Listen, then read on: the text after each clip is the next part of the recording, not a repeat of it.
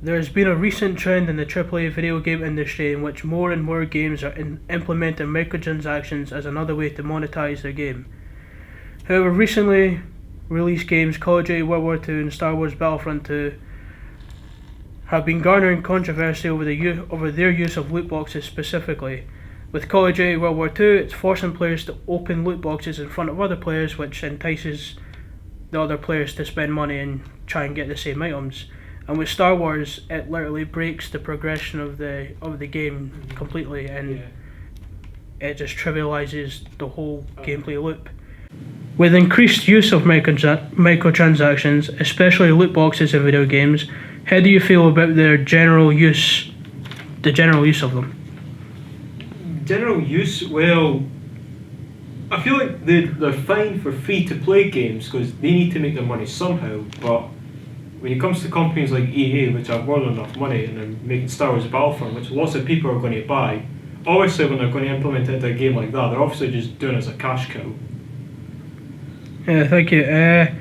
What would you consider, if at all, an acceptable example of microtransactions in games? Well, like what I said earlier, it would be a free-to-play game because the game itself is free, obviously, but the studio needs to make money somehow, so they can implement cosmetics such as skins and put them in chests, and you'll have to pay real money to buy, I don't know, gems to buy chests and to get a roll, see if you can get a cosmetic skin. So you disagree with the idea of getting items that can potentially affect gameplay for you and other players? I disagree with that. That's pay to win is what that term is, and that's just an unfair advantage because some people, they're nicknamed whales, they can just spend money and do better than people who are actually playing the game for a long time. It's not fair.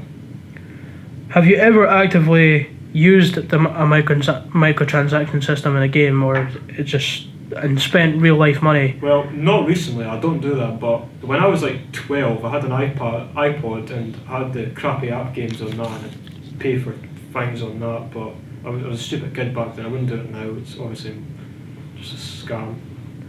With recent games like Star Wars and Call of Duty creating a controversy surrounding their use of microtransactions, what do you feel is the worst example you've seen of them in a game? The worst example would probably be Dungeon Keeper.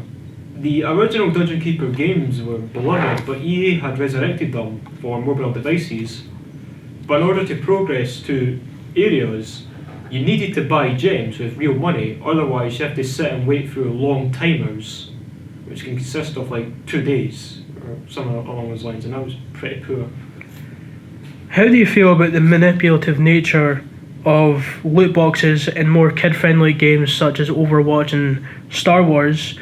And do you agree that they're basically there to entice children to spend money and gamble? Yeah, it is like a form of gambling. I mean,